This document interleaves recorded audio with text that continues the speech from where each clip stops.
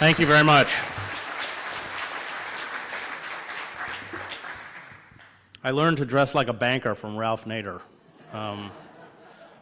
Cy Hirsch does the same thing, so. It helps if you're white, so you come out with the imprimatur of the establishment to blow it up. I wrote a book before Days of Destruction, Days of Revolt, which some of you may have seen, which I did with the great cartoonist Joe Sacco. Yeah, he's incredible. And if you haven't seen Sacco's book, Footnotes in Gaza, you should read it. It is an incredible tour de force. He and I had been in Gaza writing a magazine piece for Harper's.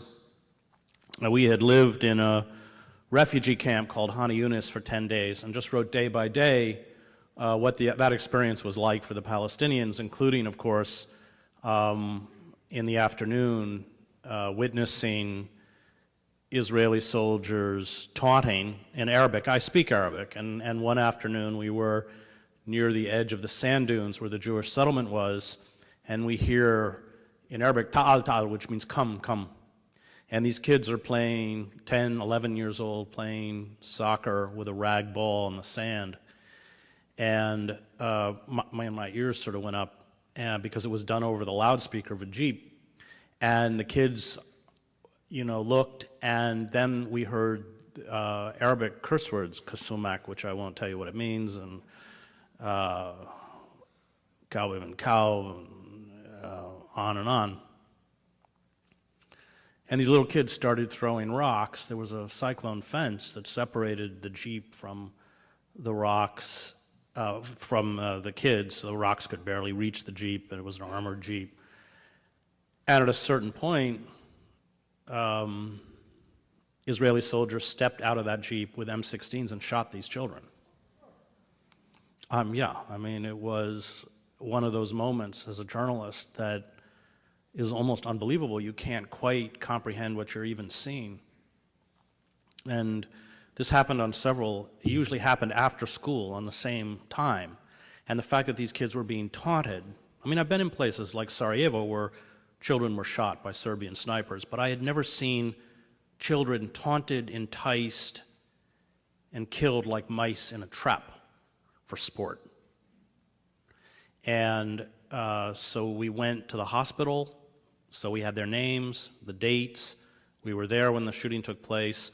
In several cases, I went to the funerals, and we wrote this up, and you can imagine the firestorm that created with the Israeli lobby in the United States, but it was kind of iron-proof because we were there. We had all of the factual information that laid it out.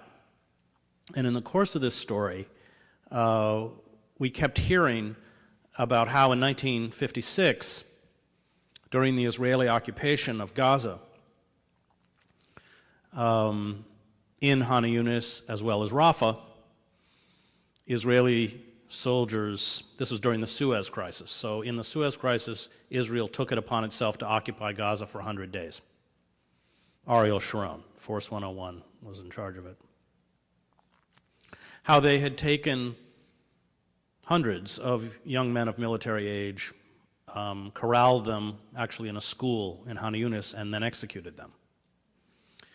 And this was a story that, it's just one of those moments in Middle Eastern history that had been completely lost, certainly to the outside world. And I put that in the story, in the original Harper's piece, which was edited out in the wisdom of the editors because it was history. And Joe was so incensed that he went back and spent 6 years tracking down these survivors who had witnessed this event and pieced it together in this utterly magnificent work, Footnotes in Gaza, which is really one of the great works of the Palestine-Israel conflict. And I remember when he sent me the copy, I went off into a secluded corner and read it alone, and I of course was weeping by the end. So he's an amazing artist, an amazing journalist, And the reason I wanted to do Days of Destruction, Days of Revolt with Joe, we wrote that book out of the poorest pockets of the United States, Camden, New Jersey, which per capita is the poorest city in the United States, Pine Ridge, South Dakota, where the average life expectancy of a male is 48. That's the lowest in the Western Hemisphere outside of Haiti. At any one time on Pine Ridge, 60% of the occupants have neither electricity or running water. We wrote it out of the coal fields of southern West Virginia, the produce fields in Florida, where you are constantly uncovering slave operations, that is, undocumented workers from Honduras or Mexico or other countries held literally behind barbed wire and forced to work without pay. You'll hear periodically of officials uncovering oftentimes up to 200 workers being held like this. And we ended with the Occupy movement. But one of the reasons I wanted to work with Joe on the book, aside from the fact that he's wonderful company, was because these people are invisible. And the level of poverty and despair that now afflicts, we're now closing in on 50% of this country, is virtually unseen on purpose. I mean, a corporate media that has, in essence, blotted it out. But before I talk about the new book, I want to talk a little bit about a book that I wrote a few years ago. As kind of back, one book kind of morphs into the next. And this was a book called Death of the Liberal Class, which started out for a big publishing house called Knopf. And Knopf had called me and asked me if I would be willing to write a critique of the American press. I mean, the irony, they called my agent. And the funny part about it is that the two previous people who they had asked to write the book, who had both declined, was the former editor of the New York Times and the former editor of the Washington Post. How I managed to be number 3 on the list is kind of mystifying, since the book they wrote and the book I wrote would bear nothing, no likeness at all. And it was also a very good lesson. Don't ever write a book, if you're a writer, that's somebody else's idea. So I wrote my Chomsky-esque critique of the American press and turned it in. You can imagine the editors at Knopf hated it and didn't quite know what to do, and then said that, okay, we'll publish it, but we're going to take out all the negativity. So that didn't go down particularly well. And I got Nation Books. You get half of your advance up front, and Nation Books doesn't have a lot of money. So I said, look, just give me the half. I mean, pay them back the half that they paid me, and you can have the whole book. And what happened in that transition was that I began to reflect on all of the pillars of the liberal establishment, because it's not just the press that's collapsed. It's labor, culture, which of course has been commercialized, the Democratic Party, the liberal church, which I come out of. My father was a minister. I'm a seminary graduate. And I wanted to ask why. Why did these liberal institutions that, as Karl Popper says, once made incremental and piecemeal reform possible, the kind of safety valve that exists within a capitalist democracy? What happened? And it led me back to the eve of World War I. A moment in history that's been pretty effectively erased from our consciousness. Because on the eve of World War I, you had powerful, radical groups that were rapidly transforming American society. You had socialist, large numbers of anarchists, I mean, even Yiddish anarchist newspapers, socialist groups, of course, the Wobblies, great socialist figures, Emma Goldman, publications like The Masses or Appeal to Reason, which had the 4th highest circulation in the United States, a socialist journal, which had kind of cornered the robber baron and the capitalist class. And at that moment, of course, there was really ever since the Civil War a strong strain of anti-militarism, if you can believe it, in America, and a deep reluctance on the part of the American public to become involved in World War I. But of course, what happened is that as the war continued, the arms manufacturers in the United States began supplying munitions and weapons to the British and the French. And the British and the French had to take out tremendous loans, courtesy of Wall Street, in order to buy those munitions. And towards the end of the war, with the collapse of Tsarist Russia, you had this moment when the Kaiser was able to transfer 51 divisions from the Eastern Front to the Western Front. And the fear on the part of Wall Street was that if the British and French were defeated, they would never be repaid. So suddenly Wall Street began to lobby the Wilson admin, and Wilson had run for re-election in 1916 on the slogan, "He kept us out of the war." So Wilson's lobbied. To be fair to Wilson, you also had Germany's decision to sink Allied shipping. So American merchant ships were being sunk. And this created a kind of national outrage. And yet, when the decision came within the Wilson White House to declare war, they realized that these powerful socialist Debs, remember, was a fierce opponent of entering the war.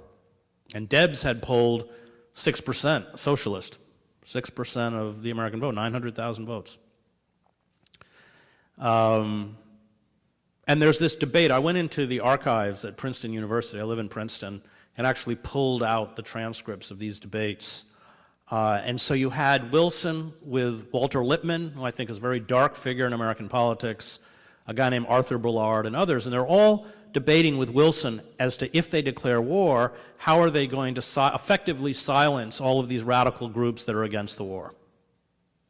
And Wilson wants to immediately impose the Espionage Act and the Sedition Act in order to essentially declare martial law, to shut these people down by force.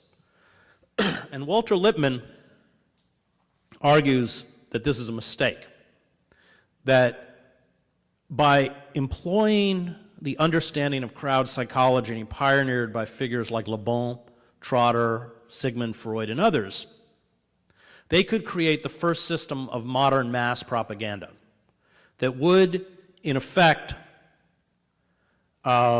seduce most of the country into supporting the war effort.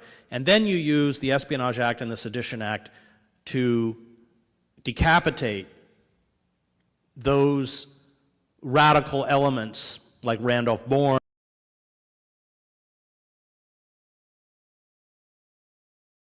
used to be sucked through that propaganda into the war effort. And if you look at Lippmann's book, which I think he published in 1922, Public Opinion, that's where Chomsky, when Chomsky and Herman write their book, Manufacturing Consent, that term, manufacturing consent, they take from Lippmann. And so we build the first system of modern mass propaganda, which uses the understanding that people are not moved by fact or reason, but by the skillful manipulation of emotion. And you get, it's the Committee for Public Information, or it was known as the Creel Commission, was headed by a figure named George Creel, former muckraking journalist, ends his career in the 1950s working for Nixon and McCarthy in the McCarthy hearings. And so you get a news division that every day is pumping out pro-war stories. Every publication is by law forced to publish editorials that support the war. The masses won't accept it. They shut down. Appeal to Reason does accept it, and throughout the war publishes pro-war stories. But what's fascinating is how effective that propaganda, Hollywood, of course, signs on immediately. Not, I mean, the American Sniper has a long tradition of, Nazi-esque quality. So, in World War I, they're publishing or producing films like, which are the equivalent of American Sniper, called The Kaiser, The Butcher of Berlin, this kind of stuff. You have speakers going throughout the country, graphic artists. And when you read Randolph Bourne, who I admire immensely, or Jane Addams, who I admire immensely, part of their despair is not only how easily the masses are seduced into supporting the war effort, into this abstract ideal. So instead of running settlement houses and trying to better the lives of impoverished sweatshop workers on the Lower East Side, you are signing on for this Wilsonian crusade to make the world safe for democracy and the world to end all wars. And part of their despair is how easily the left itself has been seduced into the war effort. Jane Addams booed off of the stage in Carnegie Hall for denouncing the war. Randolph Bourne, of course, becoming a pariah. Debs, because he denounces the draft. I mean, they're just looking for a reason. In prison, goes to prison. And that became, I think, the seismic moment in American history. We had come out of the bloodiest labor wars in the industrialized world. Hundreds of American workers had been murdered. Thousands, tens of thousands had been blacklisted, wounded, driven from their jobs. This was unprecedented. We had, a whole vigilante class of Pinkertons, gun thugs, Baldwin Felts. You especially can read about it in the Ludlow and Homestead and all the coal strikes. And at this point, the state or the capitalist class had found the mechanism by which they could destroy radical and populist movements. And so immediately after the war, it's almost instantaneous, the dreaded Hun, which has been demonized throughout that period that America was at war, becomes the dreaded Red. And they tie it by claiming that Lenin got German money, which historically is actually accurate. He did get German money. But they tie it as if Lenin was a creation of the German war machine. And there's a writer that I like very much, who's not read much anymore, although he should be. His name is Dwight MacDonald. Dwight MacDonald, who was briefly a Trotskyite, but he was just unorthodox in everything he did. And there's a famous moment when Dwight MacDonald is writing for the Trotsky-esque Journal in the 30s in New York, and Trotsky's reading it and having a fit, and finally writes a letter to all the Trotskyites in New York that says, every person has a right to their own stupidities, but Comrade MacDonald abuses the privilege. And he was thrown out. But Dwight MacDonald, he's also a beautiful writer, and he can write about culture, which is kind of rare, as presciently and thoughtfully as he can about politics. He has beautiful essays on Joyce and literary essays. So he writes about this, the end of the war. And he said, I think, something very important, and that is that at the end of the war, mass propaganda and the state created for the first time what he calls the psychosis of permanent war. And he says all of the political theorists of the 19th century, including Marx, remember Marx actually hopes the Prussians win the war because it will further the workers' revolution. He said none of them confronted this disease of permanent war, where you are forever making war internally and externally. And of course, after the war, that's when you see the very heavy-handed use of the Espionage Act and the Sedition Act. That's when you have Berkman and Emma Goldman and a few hundred others deported from Russia. That's when you have the Palmer raids, which leads to a lot of the deportations. That's when you have the closure of the masses and the closure of appeal to reason, even though appeal to reason had followed the rules during the war. That's when you have the destruction of the Wobblies, the anarcho-syndicalist union. There's a great story about the Wobblies, which you may know. I don't know, they were having a dock strike in San Francisco, and so a bunch of Wobblies got on a boat, I don't know where, Portland or Seattle or something, went down to help. And immediately when they came down the gangway, all of the San Francisco cops were there beating the crap out of everybody walking and shouting at them, "Where are your leaders?" And all the Wobblies going, "We're all leaders." But so Joe Hill is killed in Utah, Big Bill Haywood, again on trumped up murder charges, has to flee and spends the last 10 years of his life quite very unhappily in Moscow. And we enter, I think, a new configuration in American history. But what's most interesting is that all of these propagandists, including Edward Bernays, who's the father of modern public relations, once the war is over, they go immediately from government to Madison Avenue and start working on behalf of corporations. And what's so fascinating, going back and doing this research, is that people like Lasswell or Bernays, when you read Bernays' book, Propaganda, which, by the way, was Goebbels' favorite book. Goebbels and much of Bernays was Freud's nephew through marriage twice, however that worked, but he was twice his nephew. Anyway, and much of Bernays' family was killed in the Holocaust, but Goebbels studied the American system of mass propaganda and replicated it in Nazi Germany. And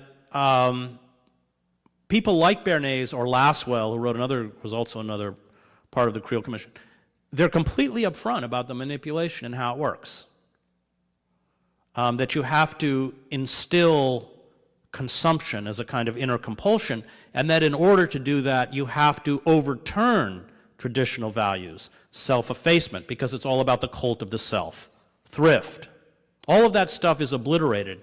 And I think today when we talk about American values, such as they are, what we're really talking about are corporate values. Values that were imposed by corporations in order to make sure that we consumed at the level which would sustain corporate capitalism. So Chomsky, I just saw Noam a few weeks ago, and I told Noam, if I'd been honest, I should have, in Death of the Liberal Class, listed him as a co-author, because anybody who knows Chomsky knows that, this critique of liberalism really comes out of Chomsky. Without question, America's greatest intellectual. But Chomsky describes the liberal establishment as a mechanism to ameliorate corporate capitalism, that it was never designed to be the political left. And the person who gets this and lays it out most thoughtfully is Howard Zinn in The People's History of the United States. So Zinn, I have a great story about Zinn. So I teach in a prison. I can say this because I'm not in New Jersey and I won't get back to him. I teach in a prison. I've been teaching in a prison for a long time. And I always teach something different because it's kind of more interesting. Like this semester, I'm teaching a course on conquest. So we just read Open Veins of Latin America, then we're going to read Bury My Heart, a Wounded Knee, and then we're going to read Black Jacobins by C.L.R. James, and then we're going to read Roll Jordan Roll, the great book on the world the slaves made by Genovese. And when you write a synopsis or, of what you're going to teach, it's exactly the opposite of what you would write if you were teaching at a university, where you're trying to entice undergraduates. We'll watch lots of movies and that kind of stuff, have class out on the lawn.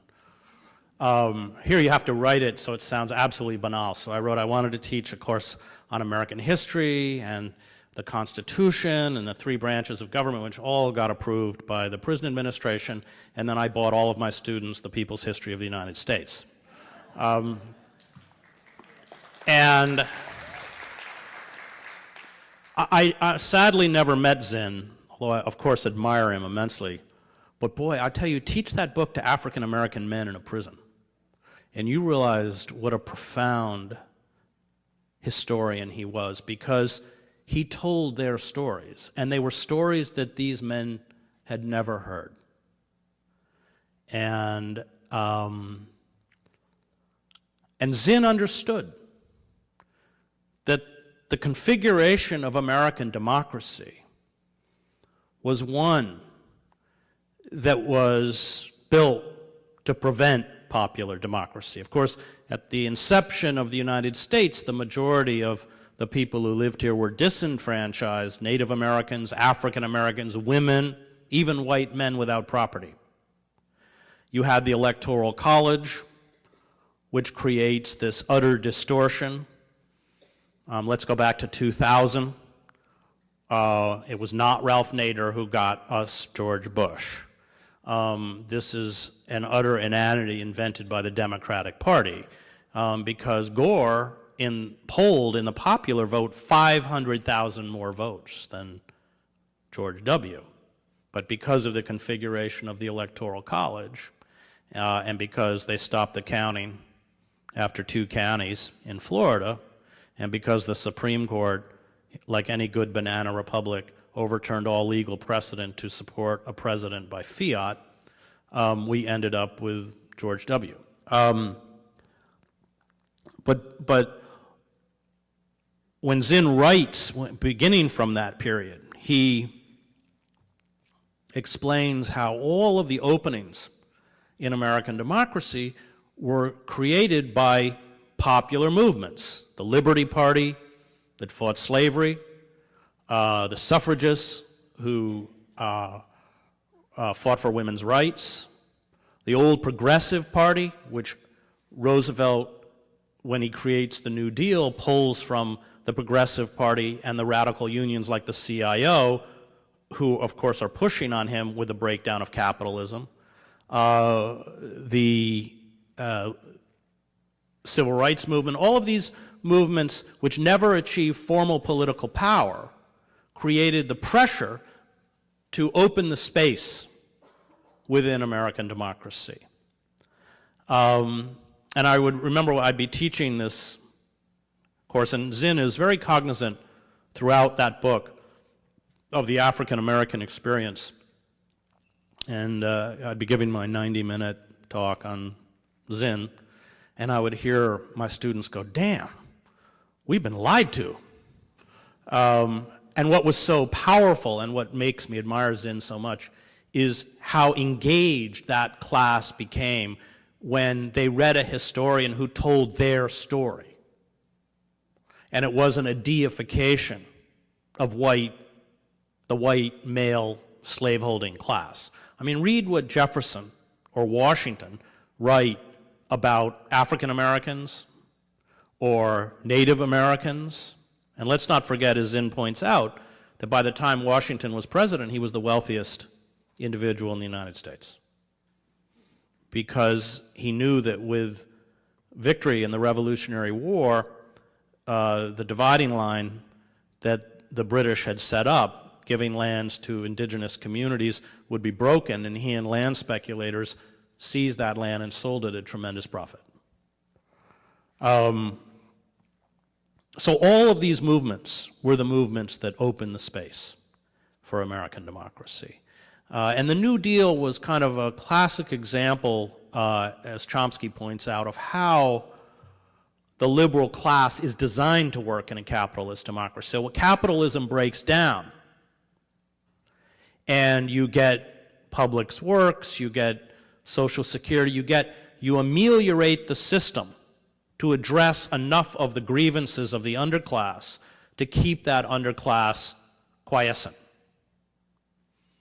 And when they were restive, you know, MacArthur going in and using cavalry to attack the bonus marchers, veterans from World War I who were not being paid, Roosevelt's own breaking of strikes. I mean, Roosevelt is quite frank about it. Roosevelt says that his greatest achievement was that he saved capitalism. And that's right, that's what he did. But what happened is that with the destruction of those radical movements and populist movements, which culminated in the 1950s, and there's a really fine historian named Ellen Schrecker who wrote two very good books on this. One is called No Ivory Tower, which is about the purging by the FBI of the universities, and the other is, I think it's called Not in Our Name. I forget the name of the other book, but it's the wider assault on culture. And I didn't know until I read Ellen's books how, I mean, we know about, Pete Seeger or Charlie Chaplin or the Hollywood directors and all these people who were blacklisted. But as Ellen explains, it was far more pervasive. So the FBI would show up at a high school and they would have a list of certain high school teachers never presenting any evidence that had to be removed because they were either communists or soft on communism. And not only would they be immediately removed, but they would be blacklisted. They couldn't get a job anywhere else. One of the unions that they went after was the Union for Social Workers, because it used to be that the Union of Social Workers organized and advocated on behalf of their clients. The first project of the New Deal that they broke, in fact, was the theater project. They actually broke it before the House Un-American Activities Committee was created, when it was still the Dies Commission, because you suddenly had radical theater, theater that actually portrayed the reality that people were undergoing, being disseminated all throughout the United States at government expense. I mean, they shut that down, I think, in '38. I mean, very quickly. Flanagan wrote a book about it called Arena. She was the head of it. And that's where, if any of you know James Baldwin, Baldwin's a 10, 11-year-old kid in Harlem, as a white school teacher who takes him to see Orson Welles' Macbeth, Black Macbeth in Harlem.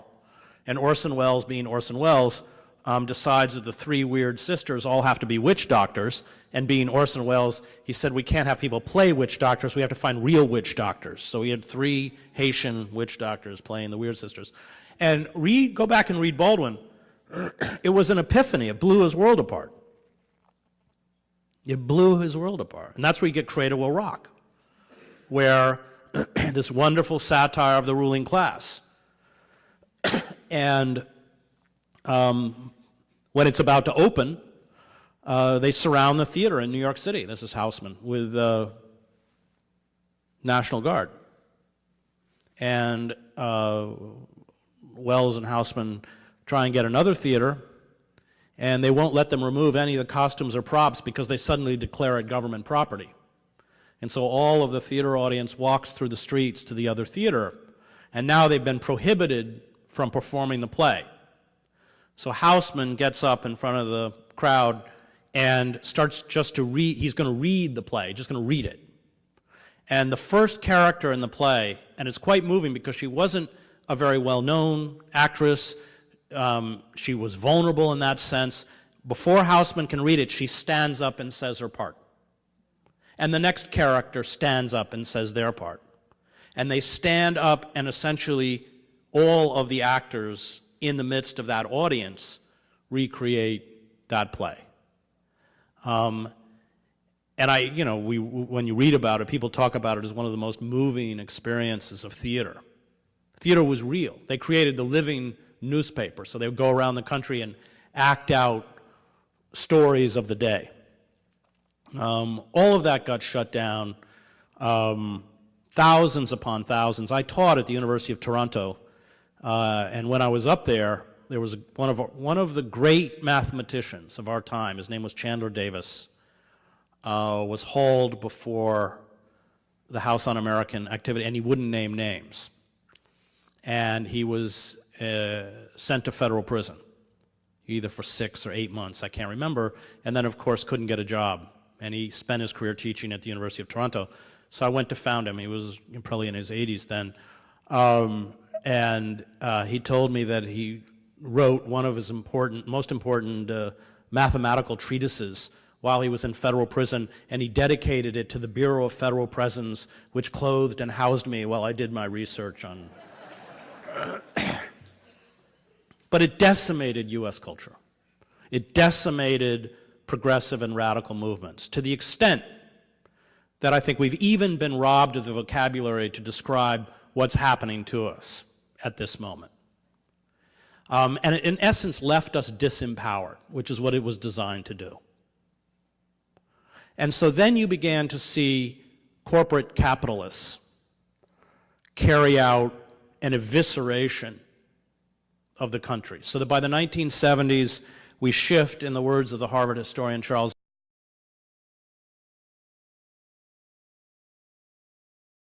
i.e., we are beginning to borrow to maintain both an empire and a level of consumption that we can no longer afford. You get the suppression of wages. I was just this morning, by the way, with Kshama Sawant, who's I have tremendous respect for, and has fought valiantly to raise minimum wage to $15 an hour, and is up for re-election, and has not only every member of the corporate oligarchy in Seattle gunning for her, but the corporate oligarchy nationally gunning for her, which is why she needs our support, because they can't allow this kind of movement, socialist movement, to succeed, even at the level of a city hall in Seattle. So the country, you lose any kind of check. Capitalism, corporate capitalism becomes unregulated, unfettered. There's a wonderful book written in 1944 by an economist named Karl Polanyi called The Great Transformation. And it's a book about the nature of unfettered capitalism. Marx, of course, writes that unfettered, unregulated capitalism is a revolutionary force. And Polanyi picks up on this, that when there are no restraints on capital, not only does it have a self-annihilatic quality built into it, but it commodifies everything. So human beings are commodities. The natural world is a commodity that it exploits until exhaustion or collapse, which is why the environmental crisis is intimately twinned with the economic crisis. So 40% of the summer Arctic sea ice melts, and Shell Oil looks at it as a business opportunity where they can go up and drop $500 million drill bits to profit off of the death throes of the planet. And Polanyi, although he's an economist, actually uses the word sacred. He was, when a society loses the capacity for the sacred, when nothing has an intrinsic value and everything has a monetary value, then eventually all of those commodities are destroyed. And that is precisely where we're headed. And what that drive of unfettered, unregulated global capitalism, the rise of an oligarchic global elite did, was create this distortion of the faux liberal, which was really first embodied in Bill Clinton. So Clinton, like Obama, or like Hillary, I mean, you know, the Clintons have decided they're not going to make the mistake they made in 2008 when Obama ran an insurgency. They're just going to be sure there's only one nominee now for the Democratic Party. The last 24 years of election cycles on the national level, in every single election, we have had either a Bush or a Clinton. I studied classics at Harvard, and it's like the end of the Roman Empire, where you have about 3 consul families that just trade power back and forth. So Clinton speaks in that traditional feel your pain language of liberalism, and yet assiduously serves corporate power. So he passes NAFTA in 1994, which was the greatest betrayal of the working class in this country since the 1948 Taft-Hartley Act. He passes the omnibus bill, crime bill, which sees the explosion of the prison population. By the time Clinton leaves office, you have 2 million prisoners. We now have 2.3 million. 25% of the world's incarcerated. We are 5% of the world's population. Almost all of them are people of color. And the corporate state is feeding parasitically, whether it's through phone companies, private commissary companies, private prisons, guards, private guard companies, because if you're a poor person in post-industrial America on the streets, you're not worth much to the corporate state, but if they put you in a cage, you generate $40,000 or $50,000 a year. And that's the business of mass incarceration. And it's Clinton who began it. It's Clinton who deregulates the FCC. So you end up with the consolidation of roughly a half dozen corporations controlling what 90% of Americans either listen to or watch on the airwaves. And it shrinks the parameter of acceptable debate.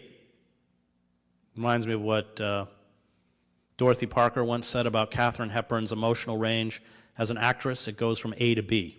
Well, it's sort of like, so it's, should we just bomb ISIS in Syria, or should we bomb them and put boots on the ground? Like, that's the debate.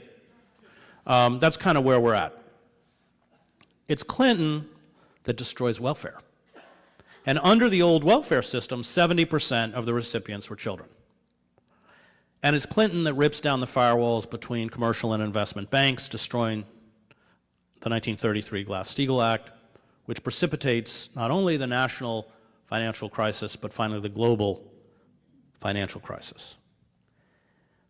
But Clinton understood that if he did corporate bidding, he would get corporate money, so that by the 90s, the Democratic Party has fundraising parity with the Republican Party. And when Obama actually runs in 2008, he gets more. And Obama has continued this trajectory. So there's complete continuity on all of the major structural issues from Clinton to Bush to Obama.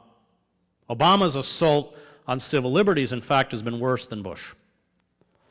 The misinterpretation of the 2001 Authorization to Use Military Force Act as, in the eyes of the administration, giving them the right to assassinate American citizens, wholesale surveillance, and Section 1021 of the National Defense Authorization Act.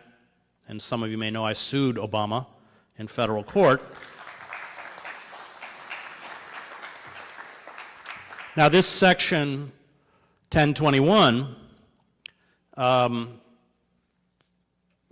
which overturns over 150 years of domestic law, permits the U.S. military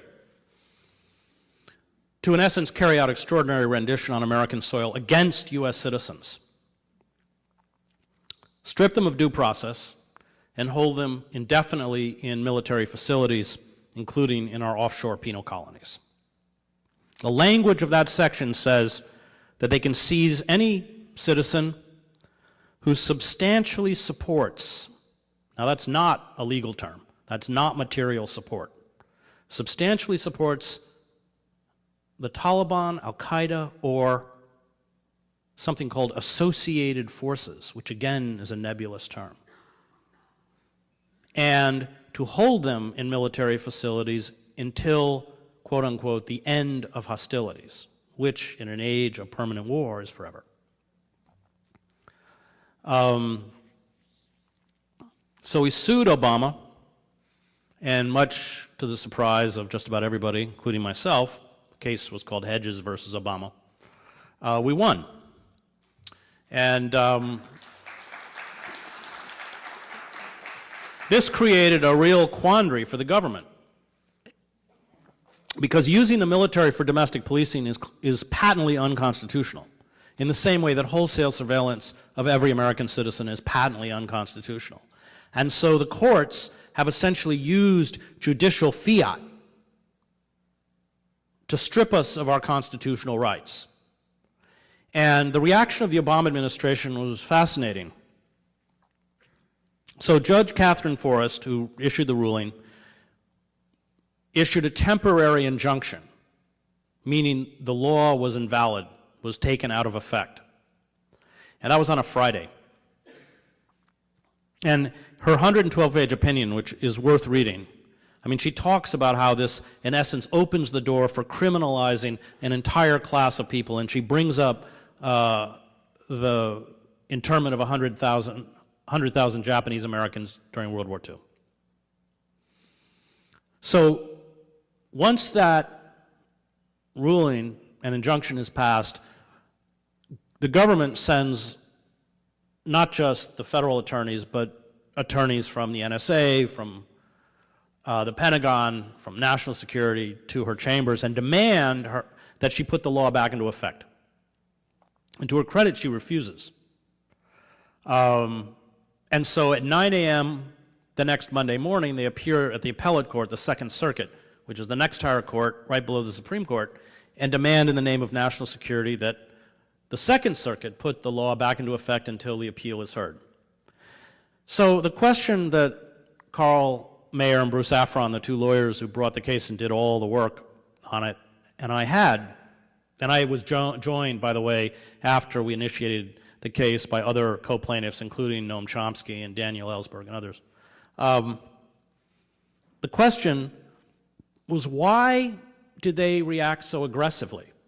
And I think the only assumption that we could come up with, or I think was clear, was that they're already using the law. That there are most probably U.S. Pakistani, U.S. Afghani nationals being held in black sites. And if they could ever get out, and if they could get legal representation, and that injunction was in force, then the government would be in contempt of court. So what happened in the Second Circuit is kind of emblematic of what's been happening throughout the judicial system, whether it's with Citizens United or the FISA warrantless wiretaps and everything else, was the court, which has become a wholly owned subsidiary of the corporate state, had to find a legal mechanism to justify the stripping of our constitutional rights. And it was really only a question now of how they were going to do it. So I had also been a plaintiff before the Supreme Court in a case called Clapper versus Amnesty International. This was a case brought by myself and other journalists against wholesale surveillance before the Snowden revelations.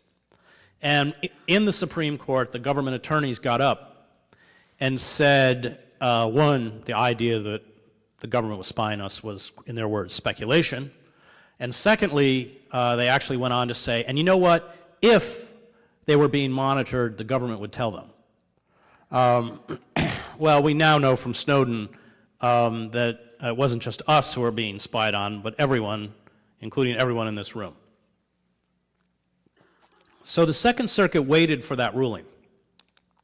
And they said, well, Hedges doesn't have standing in Clapper versus Amnesty International, therefore he doesn't have standing, means a right to bring the case, in Hedges versus Obama, and they threw it out.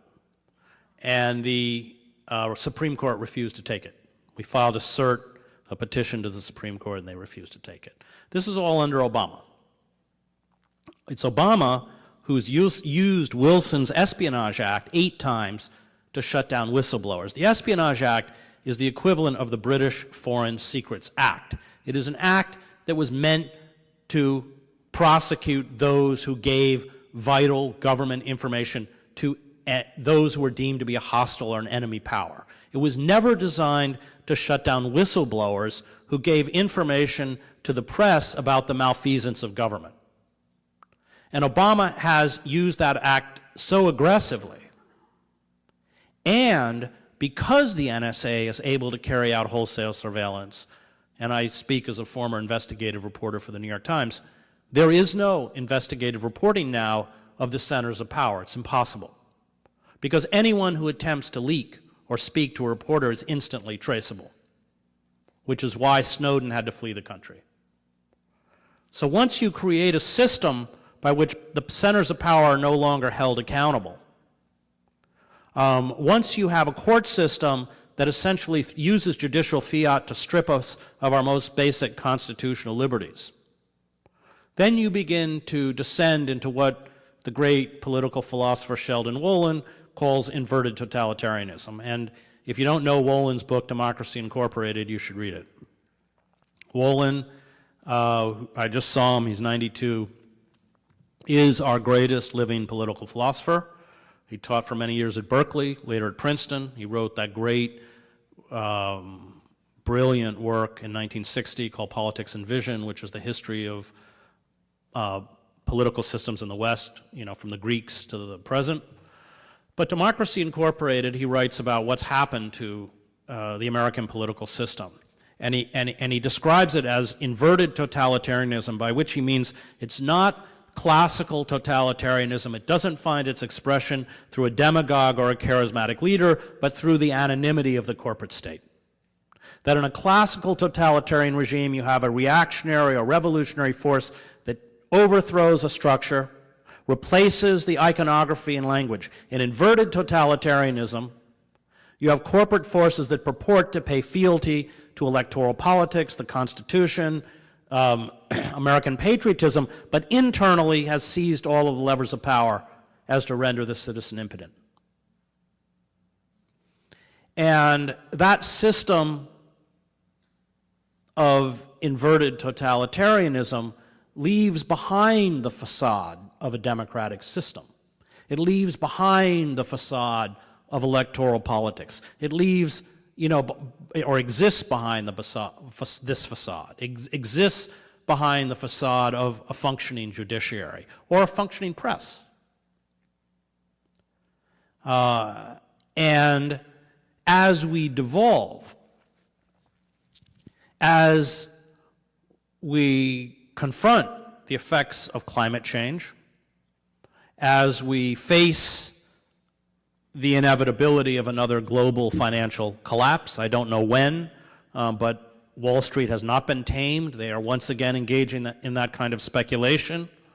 Even writers like Gretchen Morgenson of the New York Times speak about this as inevitable.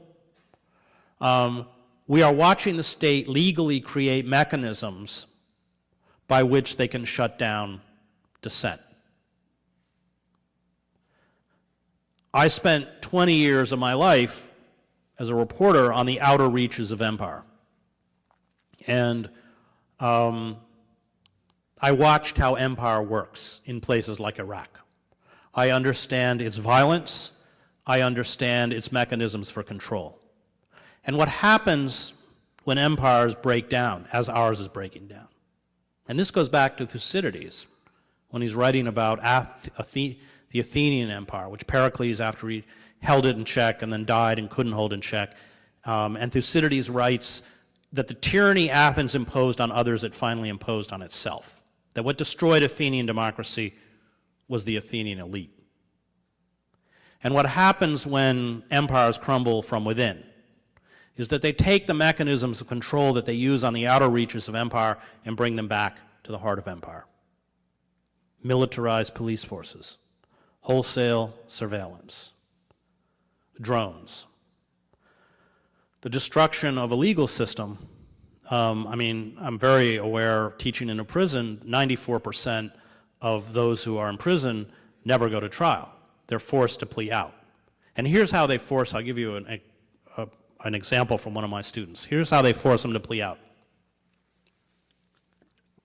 One of my students was on the U.S. Army boxing team. He was the U.S. Army welterweight champion. He was on the boxing team for 5 years.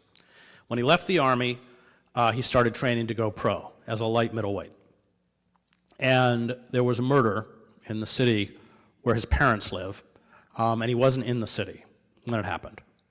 And the police cleaned up 4 drug addicts, put them in a hotel, said, you don't want to go off and go cold turkey in the county, then you're going to get up, and this is common in poor neighborhoods. So 4 people get up and just lie through their teeth.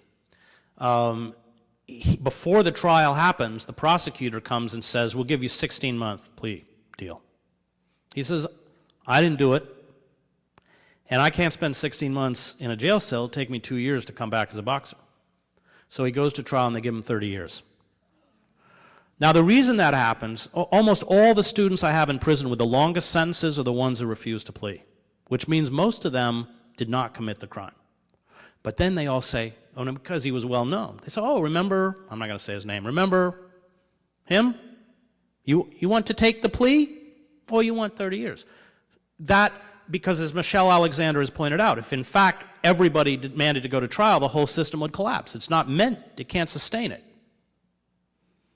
And now we're seeing plea deals where those who take pleas and serve sentences are forced to sign statements saying they will not appeal. They don't even have the right of appeal.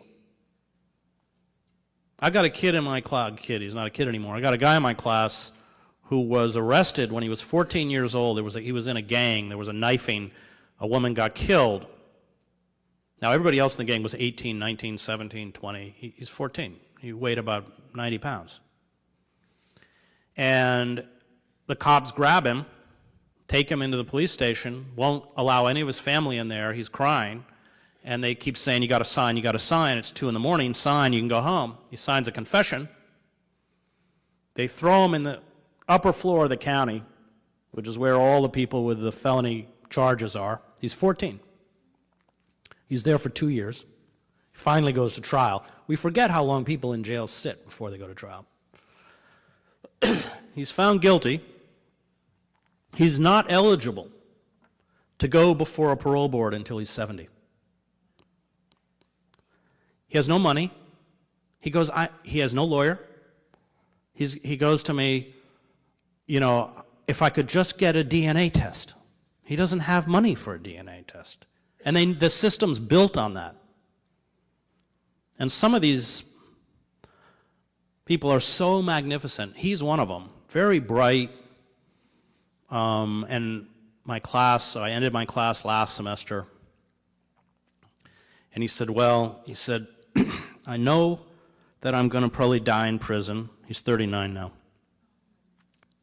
He said, but I'm going to study really, really hard so one day I can be a teacher like you. I mean, I could spend the entire night telling you stories like this. And these people, once again, are invisible. And I think that it's incumbent upon us to look closely at what's happening within the prison system in this country, because it's a microcosm of what our corporate masters are planning for the rest of us.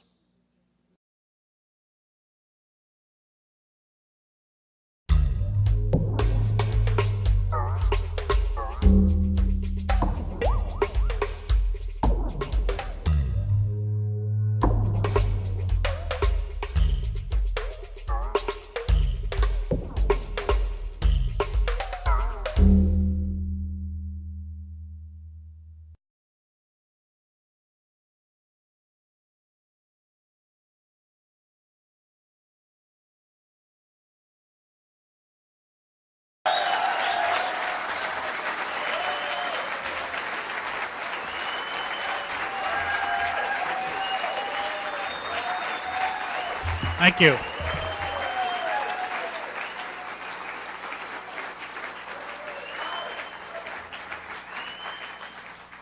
Well, before I begin on the issue of Bernie Sanders, I will not betray the Palestinian people ever, which means that I will not support Bernie Sanders or anyone who does not stand up for the oppressed, all of the oppressed. I'm tired of selling the Palestinians out. That's over. And if we're not willing to fight that battle, we're not going to fight any battle.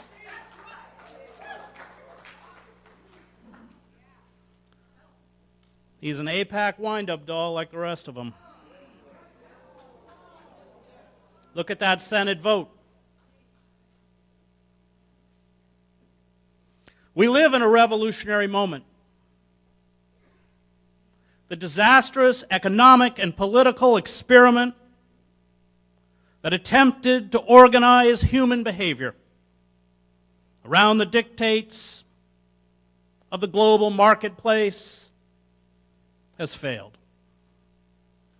The promised prosperity that was to have raised the living standards of workers through trickle-down economics has been exposed as a lie. A tiny global oligarchy has amassed obscene wealth, while the engine of unfettered corporate capitalism plunders resources, exploits cheap, unorganized labor, and creates pliable, corrupt governments that abandon the common good to serve corporate profit. The relentless drive by the fossil fuel industry for profits is destroying the ecosystem, threatening the very viability of the human species. And no mechanisms to institute genuine reform or halt the corporate assault are left within the structures of power which have surrendered to corporate control. The citizen has become irrelevant. He or she can participate in heavily choreographed elections, but the demands of corporations and banks are paramount.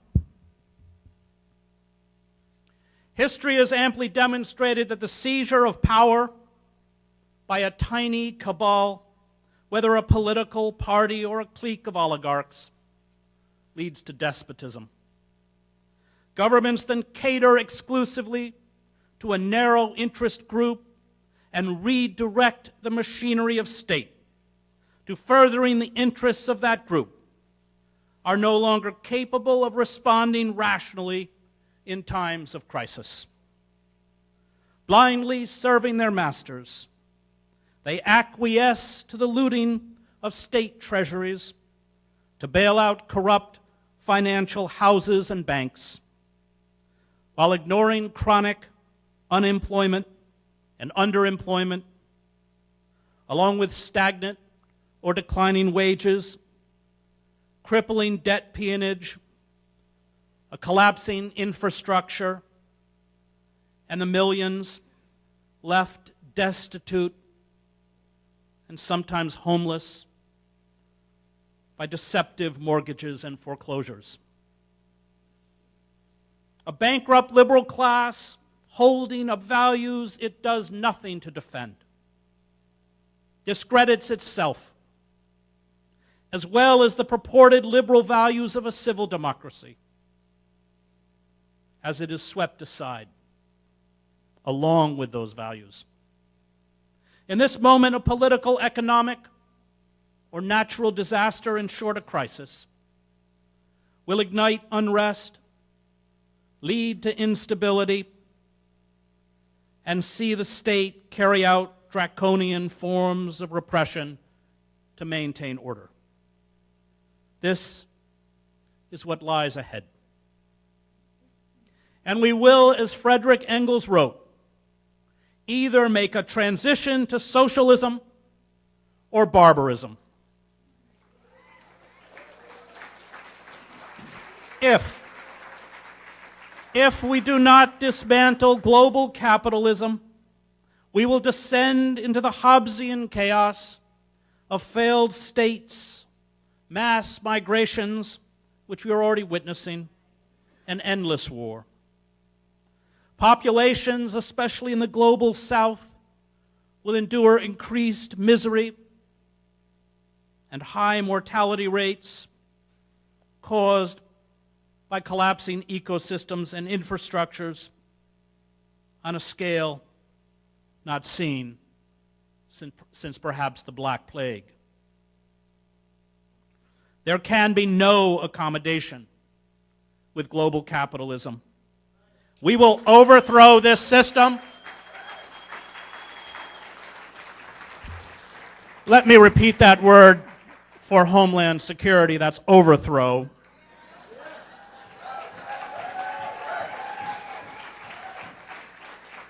We will overthrow this system or be crushed by it. And at this moment of crisis, we need to remind ourselves what being a socialist means and what it does not mean.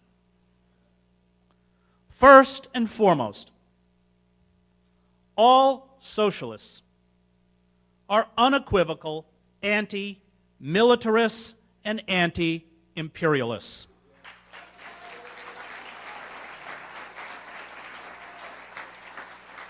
They understand that there is no genuine social, political, economic, or cultural reform as long as the militarists and their corporate allies in the war industry continue to loot and pillage the state budget, leaving the poor to go hungry, working men and women in distress,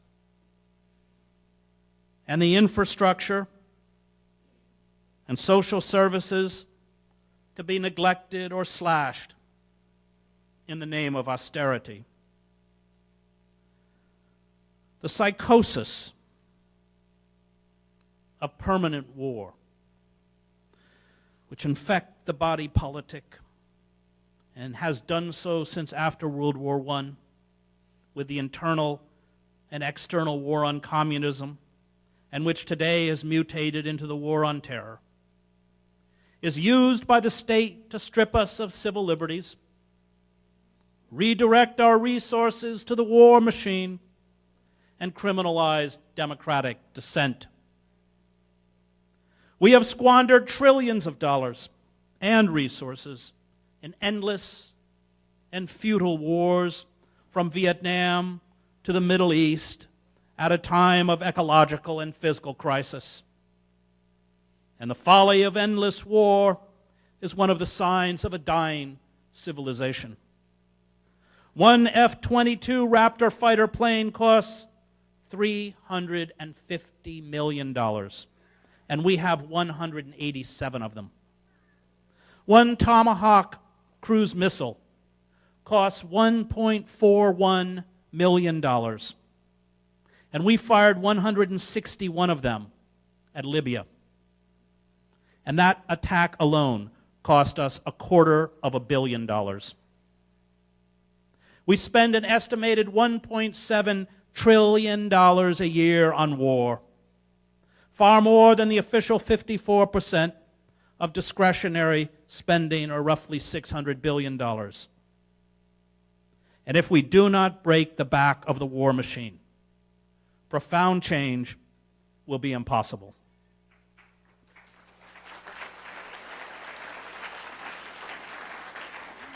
We have been at war almost continuously since the first Gulf War in 1991, followed by Somalia in 1992, Haiti in 1994, Bosnia in 1995, Serbia, Kosovo in 1999, Afghanistan in 2001, where we have now been fighting for 14 years, and Iraq in 2003.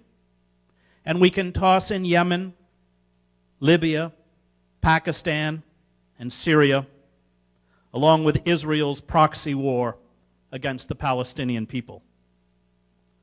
The human cost has been horrendous. Over 1 million lives lost in Iraq. Millions more displaced or refugees. Iraq will never be reconstituted as a unified state. And it was our war industry that created the mess. We attacked a country that did not threaten us and had no intention of threatening its neighbors, and destroyed one of the most modern infrastructures in the Middle East. We brought not only terror and death, including the Shiite death squads that we armed and trained, but power outages, food shortages, and the collapse of basic services from garbage collection to sewer and water treatment. We dismantled Iraq's institutions, disbanded its security forces, threw its health service into crisis, and engineered massive poverty and unemployment. And out of the chaos rose insurgents, gangsters, kidnapping rings, jihadists, and rogue military groups, including our hired mercenaries.